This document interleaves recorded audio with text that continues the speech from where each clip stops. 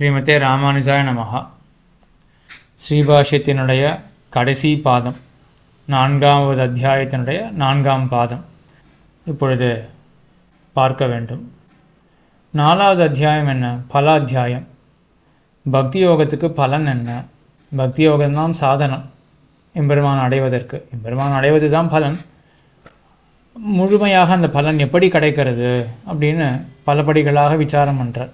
பக்தி யோக நிஷ்டனுக்கு நம்ம கூட பிறப்பண்ணாளிகளையும் சேர்த்துக்கலாம். அப்படிப்பட்டவர்களுக்கு பலன் என்ன அப்படின்னு சொல்லிட்டு வரும்பொழுது, இந்த அத்தியாயத்தினுடைய முதல் பாதத்தில் என்ன பலன் சொன்னார்? இந்த லோகத்திலேயே அந்த பக்தி யோக நிஷ்டனுக்கு என்ன கிட்டும் என்றால் அவனுடைய பாப்பங்கள் எல்லாம் அகன்று போய்விடும் அப்படின்னு இந்த லோகத்தில் இருக்கக்கூடிய பலனை முதல் பாதத்தில் சொன்னார். அதற்கு பிறகு 2வது பாதம் உத்கிராந்தி பாதம். இறந்த பிறகு இவன் புறப்பட போகிறான், அந்த புறப்பாட்டை பற்றி சொன்னார் உத்கிராந்தி பாதத்தில். 3வது பாதம் அர்ச்சிராதி பாதம். அந்த பாதத்தில் அர்ச்சிராதிகதி வழியாக போகிறான் இல்லையா, அந்த அர்ச்சிராதிகதியை பற்றி சொன்னார் 3ஆம் பாதத்தில். இதெல்லாமே வித்யாவுடைய பலன் தானே. அர்ச்சிராதிகதி யாருக்கு கிட்டும்? வித்யா உபாசனம் பண்ணுறவனுக்கு தானே கிட்டும். உபாசனத்தினுடைய பலனாக சொன்னார். அதற்கப்புறம் இங்கே 4ஆம் பாதத்தில் மோக்ஷ தசையில் முக்த ஐஸ்வர்யம் என்று சொல்லுவார்கள். முக்தாத்மாவுடைய ஐஸ்வர்யம், அவன் ஆளக்கூடிய அந்த ஐஸ்வர்யம் என்ன அப்படின்றத இந்த 4ஆம் பாதத்தில் சொல்கிறார். அதனுடைய முதல் அதிகரணம் சம்பத்ய ஆவிர்பாவ அதிகரணம் என்று. இந்த அதிகரணத்தில் என்ன விசாரிக்கப்படுறது என்றால், ஏவம் ஏஷா சம்பிரசாதः அஸ்மாத் சரீராத் சமுத்தாய பரம் ஜோதிர் உபசம்பத்திய ஸ்வேன ரூபேண அபினிஷ்பத்தியதே அப்படின்னு உபநிஷத் சொல்கிறது. சரீரத்தை விட்டு பரஞ்சோதியை போய் அடையிறான் இந்த ஜீவாத்மா. அடைந்து ஸ்வேன ரூபேண அபினிஷ்பத்தியதே, தன்னுடைய உருவத்துடன் கூட இவன் உற்பத்தி ஆகிறான். அபினிஷ்பத்தியதேனா உருவாகிறான் அப்படின்னு உபநிஷத் சொல்கிறது. இந்த வாக்கியத்துக்கு அர்த்தம் என்ன அப்படின்னு விசாரம் செய்யும் பொழுது பூர்வபக்ஷி சொல்கிறான், மோட்சத்துக்கு சென்ற பிறகு, பரஞ்சோதிசை அடைந்த பிறகு இந்த ஆத்மாவுக்கு, ஜீவாத்மாவுக்கு, முக்தாத்மாவுக்கு புதுசாக ஒரு தன்மை வந்து சேர்றது. அதுதான் இந்த உபநிஷத் சொல்கிறது. அபினிஷ்பத்தியத்தை உருவாகிறான், புதுசான ஒரு தன்மையுடன் இவன் உருவாகிறான் அப்படின்னு இந்த உபநிஷத் சொல்கிறது. இதுதான் நியாயமும் கூட. ஏன்னா ஜீவாத்மா இந்த லோகத்தில் கஷ்டப்பட்டு இருக்கான், சம்சாரத்துலேருந்து விடுபடணும் அப்படின்னு ஆசைப்படுறான். அப்போ என்ன எதிர்பார்ப்பான்? தனியாக ஒரு பெருத்த ஒரு சுகம், இதுவரையிலும் கிட்டாத ஒன்று. அப்போ தனியாக புதுசாக தனக்கு இதுவரையிலும் இருக்காத ஒன்று தன்னிடத்தில் வந்து சேர வேண்டும் அப்படின்றதுக்காக தான் இவ்வளோ கஷ்டப்படுறான். லோகத்திலேயே பணம் சம்பாதிக்கணும் அப்படின்னு கஷ்டப்படுவார்கள். பணம்ன்றது புதுசான ஒரு சொத்து வந்து சேர வேண்டும் அப்படின்றதுக்காக தானே கஷ்டப்படுறார்கள். அதுபோல தான் அவன் பக்தியோகத்தை அனுஷ்டிக்கிறான், புதுசாக ஒரு பயனை பெறறான். இந்த ஜீவாத்மாவுடைய இயற்கையான தன்மையே போதுமே, மோட்சத்துக்கு போயிட்டு இயற்கையான தன்மை எய்துகிறான் அப்படின்னே கொள்ளலாமே. அப்படின்னா இயற்கையான தன்மை ஜீவாத்மாவுடையது, அது ஒரு புருஷார்த்தமே கிடையாது, அது விரும்பத்தக்கதே கிடையாது. இயற்கையான தன்மைனா என்ன அர்த்தம்? தூங்கும் பொழுது ஜீவாத்மாவுடைய இயற்கையான தன்மை அப்படின்னு எடுத்துட்டோமே என்றால், யாருக்காவது தூக்கத்தில் ஆசை இருக்குமா? ஏன்னா தூக்கத்தில் துக்கம் இருக்காது, அது உண்மைதான். ஆனால் சுகமும் இருக்காது. அப்படிப்பட்ட நிலையை யாருமே விரும்ப மாட்டார்கள். ஆக ஜீவாத்மா தன்னுடைய இயற்கையான தன்மை எய்துகிறான் மோட்சத்தை அடைந்து அப்படின்றது சரியாக வராது. அதுக்காக யாருமே கஷ்டமான பக்தி யோகத்தை பண்ணவே மாட்டார்கள். ஆகையினால புதுசாக ஒரு சுகம் வேணும், அதுதான் புருஷார்த்தம். வெறும் துக்கம் போனால் மட்டும் புருஷார்த்தம் அப்படின்றது யாருமே சொல்ல மாட்டார்கள். புருஷார்த்தம் ரெண்டும் வேணும். துக்கம் போனோம், சுகம் வர வேண்டும் அப்படின்றதும் புருஷார்த்தம். இப்போ மோட்சத்துக்கு போயிட்டு உனக்கு சுகமே கிடையாது அப்படின்னு சொன்னால் அதுவே ஒரு துக்கமாக ஆகிடும். ஏன்னா புருஷார்த்தம் துக்கம் போவது, சுகம் வருவது. அதே போல் அபுருஷார்த்தம் வேண்டாதது என்ன? துக்கம் வருவது, சுகம் போவது.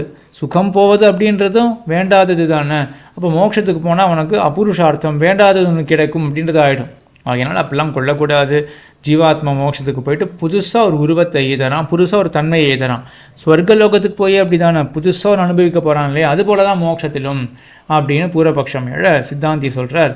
இந்த வாக்கியத்தில் ஸ்வேன அப்படின்னு இருக்கே, ஸ்வேன ரூபேன அபினிஷ்பத்தியதே, தன்னுடைய உருவத்துடன் கூட அப்படின்னு இருக்கு இல்லையா. தன்னுடையன்னு ஏன் தனியாக ஒரு சொல்ல போடணும்? அப்போவே தெரியறது இயற்கையான அப்படின்றது தான் தெரியறது. தன்னுடைய அப்படின்னாலே தன்னுடைய இயற்கையான அப்படின்னு தானே அர்த்தம். அதனால் ஜீவாத்மாவுக்கு புதுசாக ஒரு உருவெல்லாம் கிடையாது, இயற்கையான தன்னுடைய இயற்கையை எய்துகிறான் ஜீவாத்மா. அப்போ தான் கேள்வி வருது, அப்போ தூக்கம் தானா? அப்படின்னா அப்படி கிடையாது. ஜீவாத்மாவோட இயற்கை தூக்கம்லாம் கிடையாது. ஜீவாத்மாவோட இயற்கை என்ன அப்படின்னா அபரிச்சின்னமான ஆனந்தத்துடன் கூடியிருக்கிறது தான் ஜீவாத்மாவோட இயற்கை. இந்த சம்சார தசையில் கர்மத்தினால அந்த இயற்கையானது மறைக்கப்பட்டிருக்கு. ஆக வித்யா உபாசனத்தினால அந்த மறைவானது நீங்கிறது. வேற எதுவும் புதுசாக ஜீவாத்மாவுக்கு செய்ய வேண்டாம். அனாதி காலமாக பகவான் என்ன சங்கல்பம் பண்ணி வச்சுருக்கான்னா இந்த ஜீவாத்மா இப்படிப்பட்டதாகவே இருக்கட்டும் அப்படின்னு அவனுடைய இயற்கையை எப்படி சங்கல்பிச்சிருக்கான், எல்லையற்ற ஆனந்தத்துடன் இருக்க வேண்டும் அப்படின்னு தான். இவன் பண்ணுற கர்மத்தினால அது மறைக்கப்பட்டிருக்கு. அவித்யா ஆனது வித்யா உபாசனம் அப்படின்றதுனால கர்மம் ஆகிற அவித்யா தொலைஞ்சு போயிருச்சுன்னா ஜீவாத்மா இயற்கையான தன்மையை எழுதுகிறான். அதுதான் மோட்ச தசையில் என்று இந்த முதல் அதிகரணத்தில் சம்பத் ஆவிர்பாவாதிகரணத்தில் சொன்னார். அதுக்கடுத்தது ரெண்டாவது அதிகரணம் அவிபாகின திருஷ்டத்வாதிகரணம்.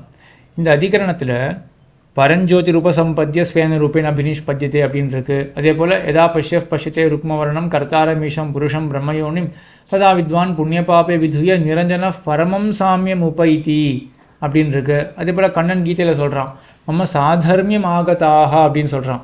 இந்த இடங்கள்ல என்ன இருக்குது அப்படின்னா பரம சாமியாபத்தி சாதர்மியம்னா என்ன, ஒத்த தர்மத்தை கொண்டது.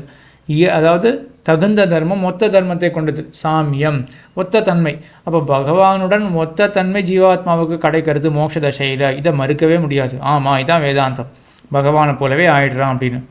அப்போ பகவானை போலவே ஆயிடுறான் அப்படின்னா அப்போது சேஷி பாவம் பிரகாரி பாவம்ன்றது ஒட்டாது இல்லையா. ஆக இந்த லோக்கத்தில் இருக்கும் பொழுது அவன் ஆண்டவன், நான் அடிமை அப்படின்லாம் இருக்கட்டும். ஆனால் மோட்சத்துக்கு போன பிறகு அவன் தனிதான், நான் தனிதான், நான் சுதந்திரன், அவனும் தனி சுதந்திரன். இப்படி தான் ஜீவாத்மா தன்னை பார்ப்பான் அப்படின்னு பூர்வபக்ஷம் எழ. அப்படி கிடையாது. இந்த லோக்கத்தில் இவனுக்கு ஏற்பட்டது உபாசனம் பண்ணும் பொழுது எப்படி உபாசிக்கிறான் பகவானை, அவன் எனக்கு ஆண்டவன், நான் அடிமை அப்படின்ற எண்ணத்தோடு உபாசிக்கிறான். இது உண்மையான கருத்து, இது உண்மை. அந்த உண்மையை தான் மறுபடியும் இவன் உருப்போட தான் உபாசனம் பண்ணுறான். அங்கே போன அப்புறம் உண்மை மாறி போயிடுமான. ஆக இங்கே எப்படி பகவானை கண்டிருக்கான், அவன் தலைவன் அப்படின்றதான் கண்டிருக்கான். அங்கே போயும் அதே எண்ணத்தோடு தான் அவன் இருப்பான். ஆக இந்த சாமியம் அதே போல் இந்த சாதர்மியம் இதுக்கெல்லாம் என்ன தாத்பரியம் அப்படின்னா இதே பாதத்தில் மேலே சொல்ல போகிறார். அந்த சாமியம் சாதர்மியம்னா என்ன அர்த்தம் அப்படின்னு சொல்ல போகிறார். இப்போ என்ன சொல்கிறார் அப்படின்னா அவன் ஆண்டவன் அடிமை நாம் அடிமை அப்படின்ற அந்த நிலையானது மாறவே மாறாது. அங்கே போனாலும் அந்த பிரகாரி பாவமானது நிலை நிற்கும். அவனும் நானும் ஒன்று தான் அப்படின்னு. ஒன்று தானே என்ன, பிரிக்க முடியாத தத்துவங்கள். நான் தனி, நான் ஒரு ராஜா, அவனு தனி, அவனு ஒரு ராஜா அப்படிலாம் கிடையாது. நான் அவனும் ஒரே தத்துவம் தான். ராஜா அப்படின்றதுக்குள்ளேயே நானும் அடிமையானவன், சேவகன், நானும் அடக்கம் அப்படின்னு தான் அந்த ஜீவாத்மா பார்ப்பான் அப்படின்னு ரெண்டாவது அதிகரணம் அவிபாகின திருஷ்டத்வாதிகரணத்தில் சொன்னார். அதுக்கப்புறம் பிராமாதிகரணம் அப்படின்ற மூன்றாவது அதிகரணம். இதில் இப்போது விசாரம் பண்ணுறார். சரி, ஜீவாத்மா இயற்கையான தன்மையை எழுதுகிறான் அப்படின்னு சொன்னால் அந்த இயற்கையான தன்மை என்னது அப்படின்ற கேள்வி வர ஜெய்மினி மகரிஷி சொல்கிறார் பிராமேண அப்படின்னு சொல்கிறார். பிரம்மத்துக்கு இருக்கக்கூடிய தன்மைகள் எல்லாம் இவனுக்கும் வரும். என்ன தன்மைகள் என்றால் அபகத பாப்மா என்று தொடங்கி 8 கல்யாண குணங்கள். அபகத பாப்மா, விஜரஹா, விமிருத்திஹு, விஷோகா, விஜிகச்சாஹா, சத்யகாமஹா, பிபாசா, சத்திய சங்கல்பஹா அப்படின்னு இப்படி இருக்கக்கூடிய 8 கல்யாண குணங்கள் இவனுக்கும் வந்து சேரும் அப்படின்னு ஜெய்மினி மகரிஷி சொல்கிறார். அடுத்த ஒரு மகரிஷி சொல்கிறார், ஔடுலோமிஹி அப்படின்ற மகரிஷி. அவர் சொல்கிறார் மோட்ச தசையில் இந்த ஜீவாத்மா எப்படி இருப்பான்னா வெறும் ஞானமாக மட்டுமே இருப்பான். அவனுக்கு தனித்து இந்த கல்யாண குணங்கள் அப்படின்றதுலாம் எதுவுமே கிடையாது. அவன் வெறும் ஞானம் பிரகாசமாக மட்டுமே ஜீவாத்மா இருப்பான். நான் அப்படின்னு ஒளிச்சின்னு இருக்கிற அந்த பிரகாசம் அதுவாக மட்டுமே ஜீவாத்மா இருப்பானே ஒழிய தனித்தவனுக்கு குணங்கள்லாம் எதுவுமே இருக்காது. ஏனென்றால் உபனிஷத்து அப்படி தானே சொல்கிறது. உபனிஷத்து சொல்கிறது சேதா சைந்தவகணா அனந்தரா பாஹ்யா கிருஷ்ணா ரசகண ஏவம் வா அரேமாத்மா அனந்தராக பாஹ்யா கிருஷ்ணா பிரஜான கண ஏவ அப்படின்னு சொல்கிறது. எப்படி உப்பு கட்டியானது அது உப்பாக மட்டுமே இருக்குமோ அதே போல் ஜீவாத்மா ஞானமாக மட்டுமே இருப்பான். ஞானமாக மட்டுமே அப்படின்னு சொல்கிறதுனால இப்போ மற்றதெல்லாம் கழிக்கப்படுறது இல்லையா. இப்போ ஞானத்தை தவிர மற்ற எந்த குணமும் இவனுக்கு கிடையாது. ஆக மோட்ச தசையில் ஞானமாக மட்டுமே தான் இருப்பான் அப்படின்னு வர அப்போது வேதவியாசர் பாதராயணர் தன்னுடைய மத்தத்தை சொல்கிறார். 2 விதமும் ஒத்துக்கணும். ஏன்னா ரெண்டுமே உபநிஷத் சொல்கிறதா என்ன சொல்கிறது, அபகத பாபத்வாதி 8 கல்யாண குணங்கள் வரும் அப்படின்னு சொல்கிறது. அதே போல் இவன் ஞானமாகவே இருப்பான் அப்படின்னு உபநிஷத் சொல்கிறது. ரெண்டுமே சொல்கிறபடினால 2த்தையுமே எடுத்துக்கணும். அப்போ தான் கேள்வி வருது, இவன் ஞானமாக மட்டுமே இருப்பான் அப்படின்னு மட்டுமேன்றது என்ன பண்ணுறதுன்னா அடுத்ததை தவிர்க்கிறது இல்லையா? அப்போ எப்படி ரெண்டுத்துக்கும் விரோதம் இல்லாத நம்ம கொள்ள முடியும் என்றால் அதுக்கு சொல்கிறார் வேதவியாசர். வேதவியாசர் சொல்லலை, ஸ்ருத பிரகாஷிகையில் ஆச்சாரியர் தெரிவிக்கிறார் என்ன தாத்பரியம் அப்படின்றத. என்ன தாத்பரியம்னா இந்த திருஷ்டாந்தத்தை பார்க்கணும். உபனிஷத் திருஷ்டாந்தம் என்ன சொல்கிறது? யதா சைந்தவகணாக அபாஹ்யா கிருஷ்ணா ரசகண ஏவம் வார ஏமாத்மா அபாஹ்யா அனந்தரா பாஹ்யா கிருஷ்ணா ரசகண ஏவ, அது விஞ்ஞான கண ஏவ அப்படின்னு சொல்கிறது இல்லையா? எப்படி அந்த உப்பு கட்டியானது மொத்தமும் என்னவாகும், மொத்தமுமே அது உப்பாக தான் இருக்குமோ அப்படின்றது அந்த உபனிஷத் தெரிவிக்கிறது இல்லையா? எதை அதை தவிர்க்கிறது என்றால் மாம்பழத்தை எடுத்துப்போமே, மாம்பழம் முழுவதும் இனிமையாக இருக்குமா? மாம்பழம் எடுத்துட்டோன்னா பழமானது இனிமையாக இருக்கும். ஆனால் அது மட்டுமா இருக்குது, உள்ள கொட்டை இருக்குது, வெள்ளை தோல் இருக்குது, அதெல்லாம் இனிமையாக இருக்காது இல்லையா? ஆக மொத்த மாம்பழமும் இனிமையாக இருக்காது, சில பகுதி மட்டும்தான் இனிமையாக இருக்கும். அதுபோல் உப்பு கட்டி கிடையாது, உப்பு கட்டியை எங்கே எடுத்தாலும் அது உப்பு கரிக்கும். ஆக அதை திருஷ்டாந்தமாக வைத்துக்கொண்டு அப்படி ஆத்மா வைத்துக்கொள்ளணும். ஆத்மா எவ்விடத்திலும் ஆனந்தமாக, அது விஞ்ஞானமாகவே பிரகாசித்து கொண்டே தான் இருக்கும், எந்த இடத்துலையும் ஜடமாக இருக்காது. புஸ்தகம் எடுத்துட்டோன்னா புஸ்தகம்ன்றது ஜடமான வஸ்து தானே, அதுக்கு தெரியுமா நான் இருக்கேன் அப்படின்றது அதுக்கு தெரியுமா? புஸ்தகம் என்ன A4 சைஸ் புஸ்தகம் அப்படின்னு வச்சுப்போமே, A4 சைஸ் ஷீட் எடுத்துப்போம், வெறும் A4 சைஸ் ஷீட் எடுத்துப்போம், அதுக்கு ஒரு டைமென்ஷன் இருக்கும் இல்லையா?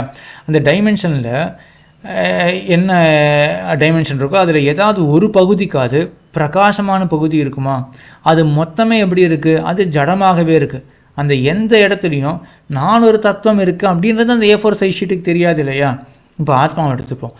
ஆத்மாவை எடுத்துக்கொண்டோமே என்றால் ஆத்மாவுக்கெல்லாம் சின்ன சூக்ஷ்மமான பகுதிகள் இருக்குது அப்படின்னு இங்கேயும் சரி மற்ற இடத்துலையும் தெரிவிக்கிறது. அது கொஞ்சம் ஒரு நுட்பமான ஒரு விஷயம், ஆத்மாவுக்கு பகுதிகள்லாம் இருக்கா இல்லையா அப்படின்ற ஒரு விஷயம்.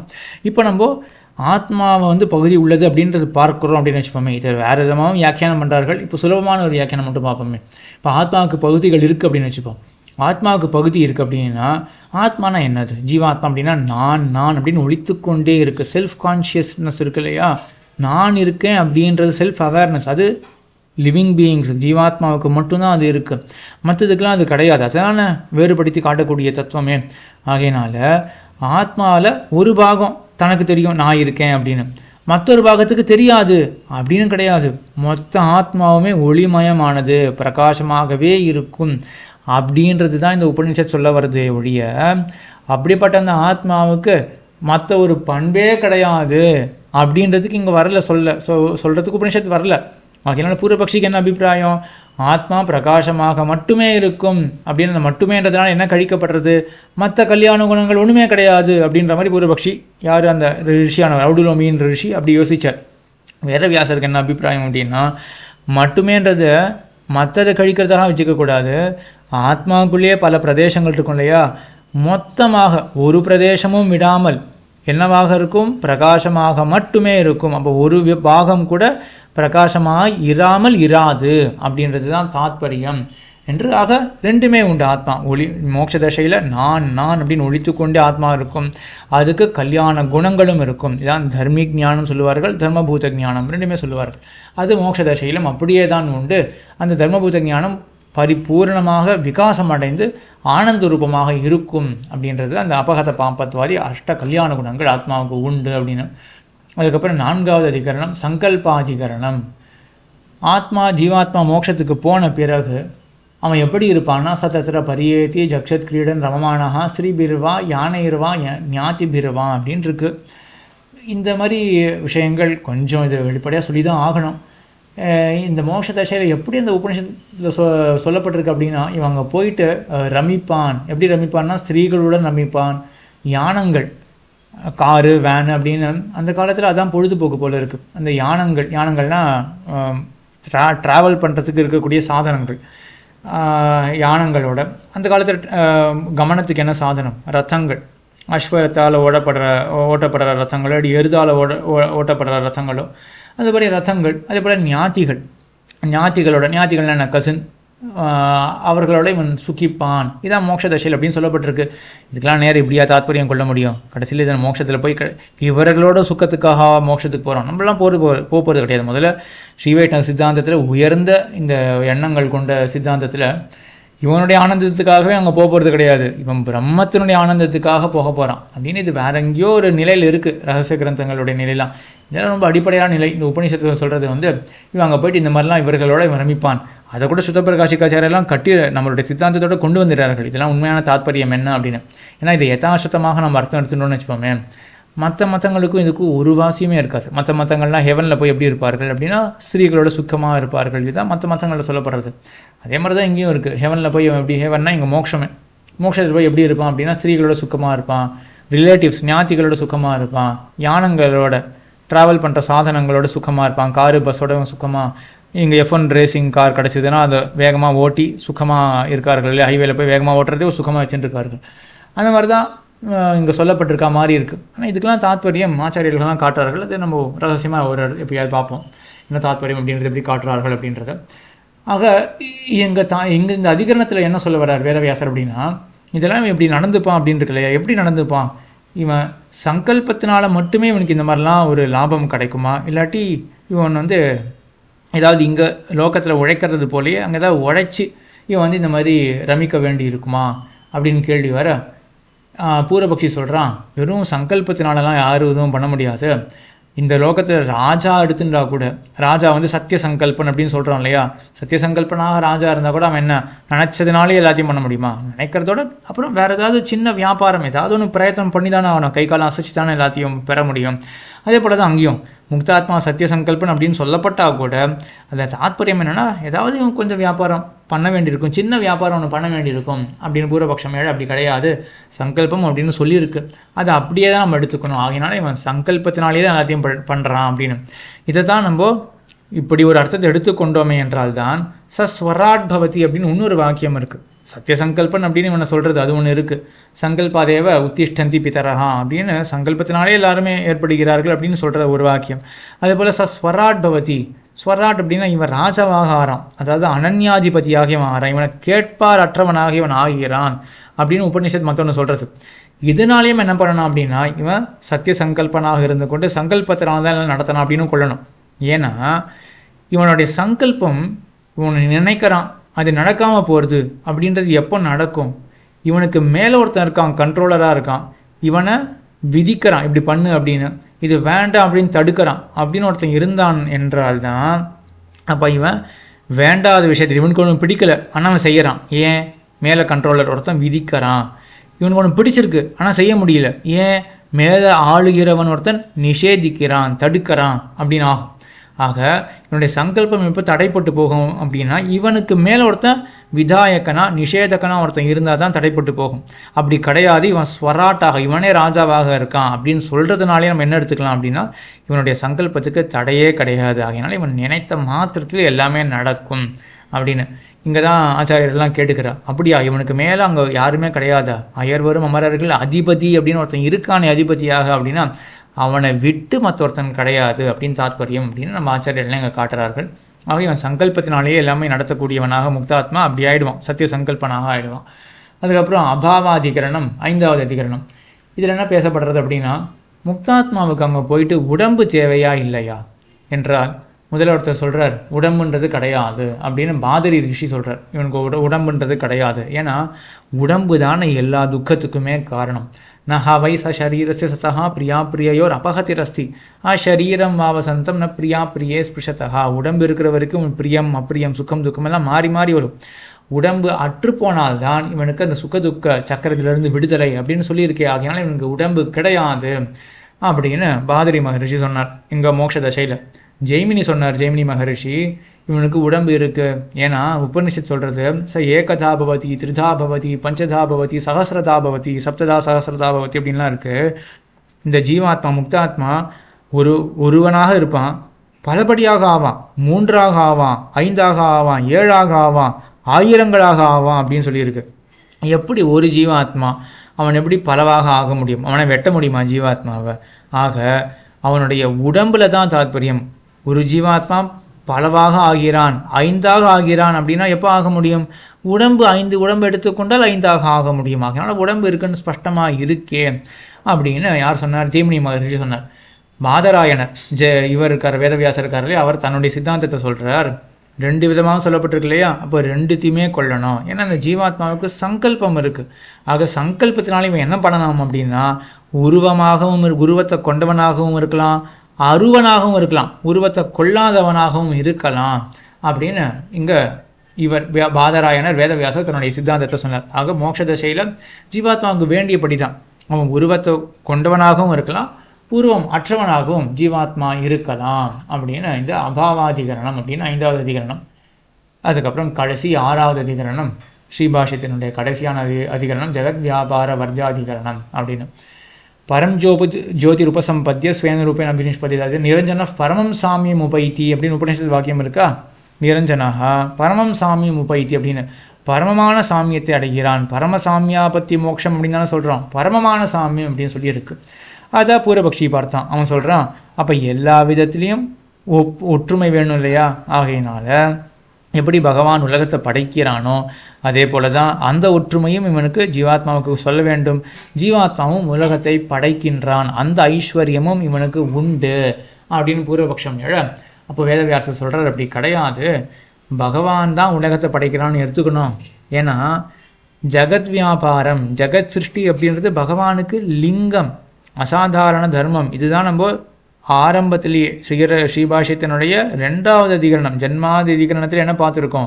பிரம்மத்துக்கு அடையாளம் என்ன அப்படின்னு ஆராயும் பொழுது உலகத்தை எது படைக்கின்றதோ, காக்கின்றதோ, அழிக்கின்றதோ அதுதான் பிரம்மம் அப்படின்னு பிரம்மத்துக்கு அடையாளம். அடையாளம்னாலே என்ன? அதனிடத்துல மட்டுமே இருக்கக்கூடிய ஒரு தன்மை. அப்போ ஜீவாத்மா முக்தாத்மாவும் படைக்கிறான் அப்படின்னா அப்போ படைத்தல்ன்றது பிரம்மத்துக்கு அடையாளமாகவே இருக்காதே. அதனால படைத்தல் அப்படின்றது பிரம்மத்துக்கு மட்டும்தான், ஜீவாத்மா முக்தாத்மா படைக்க மாட்டான். அதுக்கு மேலே சந்தேகம் எடுத்து. ஆனால் மற்றொரு உபநிஷத் சொல்கிறது, சஸ்வராட் பவதி தஸ்ய சர்வேஷு லோகேஷு காமச்சாரோ பவதி சைமான் லோகான் காமான் நீ காமரூப் என்று சஞ்சரன் அப்படின்னு எல்லா லோகத்திலையும் இவன் சுற்றுவான் இந்த ஜீவாத்மா. சர்வேஷு லோகேஷு காமச்சாரகம் பவதி, வேண்டியபடி இவன் சஞ்சரிப்பான் எல்லா லோகத்திலையும் அப்படின்னு இருக்கே. அப்போ இது என்ன காட்டுறது?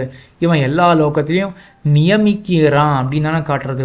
அப்போ ஜெகத் வியாபாரத்தை இவன் பண்ணறான், இவன் நியமிக்கிறான் உலகத்தை அப்படின்றது தெரியறதே அப்படின்னு கேள்வி ஏழ. அதுக்கு பதில் சொல்கிறார், அப்படி கிடையாது. அந்தந்த லோகத்தை இவன் நியமிக்கிறதுக்கெல்லாம் அங்கே போகல, சஞ்சரிக்கலை. இவன் அந்த லோகத்தை அனுபவிக்கிறான் அப்படின்னு உடனே மறுபடியும் சந்தேகம் வருது. இந்த தாழ்ந்த பராகிருத்த லோகத்தை, அழியக்கூடிய இந்த லோகத்தை அனுபவிக்கிறான் அப்படின்னா அப்போ முக்தாத்மாவுக்கு என்ன வாசி? சம்சாரி ஜீவாத்மாவுக்கும் முக்தாத்மாவுக்கு என்ன வாசி? அங்கே வாசியை சொல்கிறார், பகவானுடைய விபூதி என்று பார்த்து கொண்டு இந்த லோகத்தை அனுபவிக்கிறான். ஆகையினால இவன் லோகத்தில் சஞ்சரிக்கிறான் அப்படின்னா லோகத்தை நியமிக்கிறான் அப்படின்னு அர்த்தம் கிடையாது. பகவானுடைய விபூதியாக இருக்கிறபடினால இதுவும் அவனுக்கு போக்கியமாக இருக்குது. அப்படிப்பட்ட அந்த லோகத்தை அனுபவிக்கிறான் அப்படின்னு மேலே சொல்கிறார் வேதவியாசர். இந்த அனுபவம் கூட பகவானுடைய சங்கல்பத்தினால தான். ஆக ஜீவாத்மா முக்த தசையிலாக இருக்கட்டும், எந்த தசையிலாக இருக்கட்டும், ஜீவாத்மாவுடைய இயற்கை தன்மை இருக்கு இல்லையா? இயற்கை தன்மை என்னது? எல்லா உலகத்தையும் அறிவது, எல்லாவற்றையும் அனுபவிப்பது அப்படின்றது ஜீவாத்மாவுடைய இயற்கைத்தன்மை சம்சாரத்தில் மூடி இருக்கு. கர்மம் நீங்கின பிறகு அந்த இயற்கைத்தன்மையானது வெளிப்படுகிறது அப்படின்னு இந்த பாதத்தினுடைய முதல் அதிகரணத்திலே பார்த்தோம் இல்லையா? அது கூட என்னன்னா, அது கூட பகவானுடைய சங்கல்பத்தினால தான். இவனுடைய எல்லா நடவடிக்கைகளும் பகவானுடைய சங்கல்பத்தினால தான் அப்படின்னு சொல்லி, அதுக்கப்புறம் இந்த சாமியம் அப்படின்றது ஸ்பஷ்டமாகவே உபனிஷத்து என்ன சொல்கிறது அப்படின்னா, போக மாத்திர சாமிய லிங்காச்சன். இது ஒரு பிரசித்தமான சூத்திரம். என்னென்னா, பகவான் சிருஷ்டிக்கிறான். அப்போ பரமசாமியா பற்றி அப்படின்னு நம்ம எடுத்துக்கும் பொழுது பகவான்கிட்ட தான் சிருஷ்டிப்பான், ஜீவாத்மா சிருஷ்டிக்க மாட்டான் அப்படின்றத தள்ளிட்டோம். இந்த ஜெகத் வியாபாரம் ஜீவாத்மாவை கிடையாது. சரி, இப்போ சாமியா பற்றின்னு என்ன தான் சொல்ல வரீங்கோ? என்ன விதத்தில் சாமியம் அப்படின்றது இதை முன்னாடியே ஒரு விதமாக சொன்னார். என்ன அஷ்ட கல்யாண குணங்களில் சாமியம் அப்படின்றது அது ஒன்று சொன்னார். இப்போ தான் விரிவாக சொல்கிறார். முக்கியமாக என்ன சாமியம் அப்படின்றதுனா, போகத்தில் சாமியம். பிரம்மமானது தன்னையும் தன்னுடைய விபூதியையும் அனுபவித்து கொண்டு பரம ஆனந்தத்தில் இருக்கும் இல்லையா?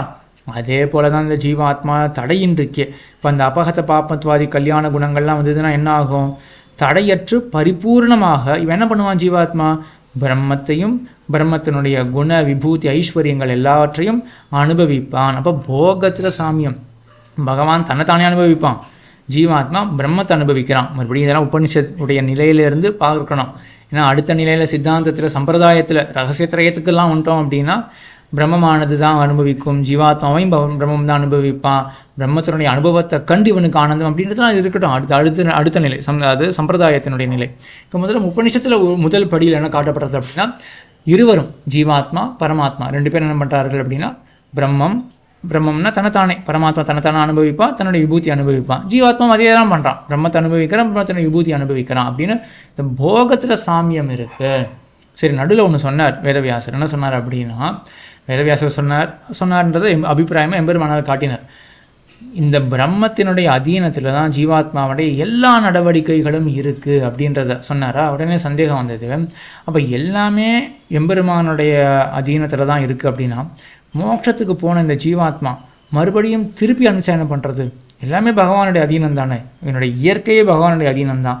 சரி, இந்த இயற்கை தன்மை மறுபடியும் இப்போ எழுதியிருக்கான், மறுபடியும் இயற்கை தன்மையிலேருந்து நீக்கிறதுக்கு பகவானுக்கு சாமர்த்தியம் இருக்கே, அப்போ பண்ணால் என்ன ஆகிறது அப்படின்னு அப்போ தான் சொல்கிறார். கடைசி சூத்திரது அனாவர்த்தி சப்தாத் அப்படின்னு. சப்தம் சொல்கிறது என்ன, இந்த உபநிஷத்தானது சொல்கிறது இவன் திரும்பி வரமாட்டான் அப்படின்னு உபநிஷத் சொல்கிறது. திரும்பி வரமாட்டான் அப்படின்னா அங்கே தானே சந்தேகமே. திரும்பி வரமாட்டான் அப்படின்னு இந்த உபநிஷத் சொல்கிறத நம்ம எக்ஸாக்டாக அப்படி எடுத்துகிட்டு முடியுமா? அவன் தான் நிரங்குஷ சுவாதந்திரியம் பெற்றவனாக இருக்கானே, இந்த உபநிஷத்தை நம்ம அப்படியே எக்ஸாக்டாக எடுத்துட்டுலாமா அப்படின்னா எம்பெருமானாருக்கு தான் ஒரு தர்க்கத்தை சொல்கிறார், ஒரு நியாயத்தை கொண்டு வர. அவர் கேட்குறார், திரும்பி வர மாட்டான் உபநிஷத்து சொல்கிறது, நம்ம அதை யதாஸ்ருதமாக தான் லிட்ரலாக அப்படியே தான் எடுத்துக்கணும், ஏன்னா திரும்பி வரத்துக்கு பிரசக்தியே இல்லை அப்படின்னு நியாயத்தை லாஜிக்கை காட்டுறார் எம்பெருமானார். எம்பெருமானார் காட்டுறது அப்படி சுதபிரகாஷிகாச்சாரியர் இதுதான் விவரிச்சு காட்டுறார். மூணாக பிரிச்சுக்கிறேன். என்னென்னா, இவன் திரும்பி வரத்துக்கு என்ன காரணமாக இருக்கலாம்? கர்மம் காரணமாக இருக்கலாம், அப்படி இல்லைனா இந்த ஜீவாத்மாவுக்கு இச்சை காரணமாக இருக்கலாம், இல்லாட்டி பகவானுடைய சங்கல்பம் காரணமாக இருக்கலாம்.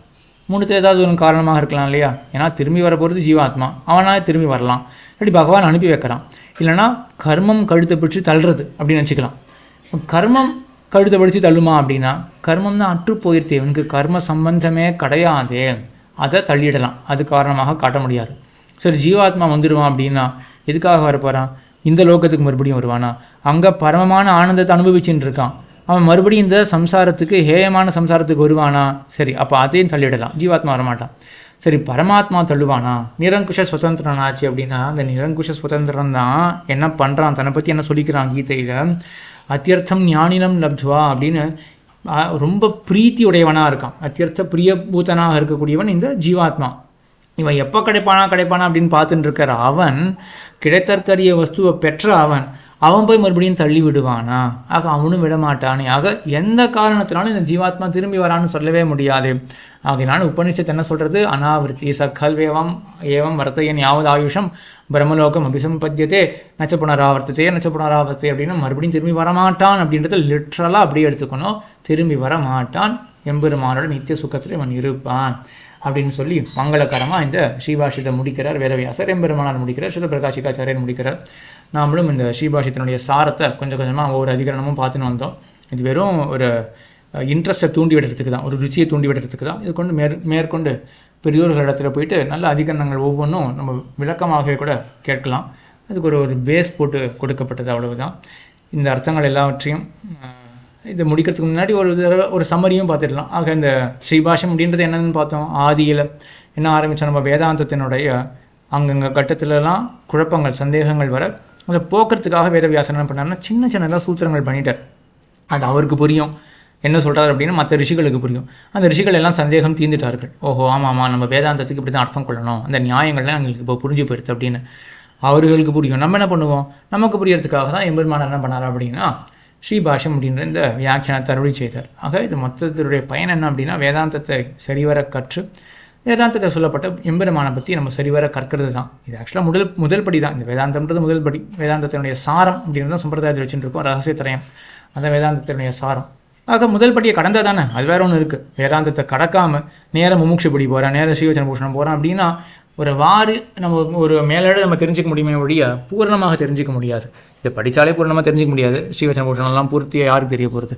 ஆக ஏதோ ஒன்று நம்ம படிப்படியாக போனோம் அப்படின்னா முதல்ல வேதாந்தத்தை கற்றினதுக்கப்புறம் தான் ஸ்ரீவச்சன பூஷணம் முமுட்சுப்படி ரகசியத்திரயம் என்ற இதுக்கெலாம் அந்த ரகசிய பிரஸ்தானத்துக்கு அப்போ தான் போக முடியும். ஆக இந்த ஸ்ரீபாஷ்யம் அப்படின்றது இதுதான் அப்படின்றத பார்த்தோம். இதில் 4 அத்தியாயங்கள். முதல்ல சமன்வய அத்தியாயம், ஜெகத்காரணத்தை பற்றி சொல்லக்கூடிய வாக்கியங்கள் எல்லாம் பிரம்மத்தை தான் சொல்கிறது. அதாவது பிரம்மம் தான் ஜெகத்துக்கு காரணம், சிதச்சித் விலட்சணமான பரமாத்மா தான் ஜெகத்துக்கு காரணம் அப்படின்னு சொல்லி இரண்டாவது அத்தியாயம் அவிரோத அத்தியாயம். சொன்ன விஷயத்தில் எந்த விரோதமும் கிடையாது, பரமாத்மா நிச்சயமாக ஜகத்துக்கு காரணம் தான் அப்படின்னு நன்றாக ஸ்தாபித்து அதற்கு பிறகு அந்த பரமாத்மாவை அடைவதற்குண்டான உபாசனம் பக்தி யோகத்தை பற்றி 3வது அத்தியாயத்தில் சொல்லி பக்தி யோக நிஷ்டனுக்கு கூடவே நம்ம பிரபன்னாலையும் சேர்த்துக்கலாம். இவர்களுக்கு ஏற்படக்கூடிய பலம் என்ன, அர்த்திராதிகத்தி வழியாக போகி அதுக்கப்புறம் பரமமான ஒரு போகத்தை அனுபவிக்க போகிறான் அப்படின்றத சொல்லி மங்களகரமாக முடித்த வேதவியாசர். இந்த அர்த்தங்கள் எல்லாம் அடியனுக்கு பிரசாதித்த காணியம்பாக்கம் ஸ்ரீ உவே தேவநாதாச்சாரிய சுவாமிக்கு கிருத்தமியத்தையை தெரிவித்து கொண்டு எம்பெருமானார் திருவடிகளுக்கு பல்லாண்டு பாடி அமைகிறேன். ஆழ்வார் திருவடிகளே சரணம், எம்பெருமானார் திருவடிகளே சரணம், ஜீயர் திருவடிகளே சரணம்.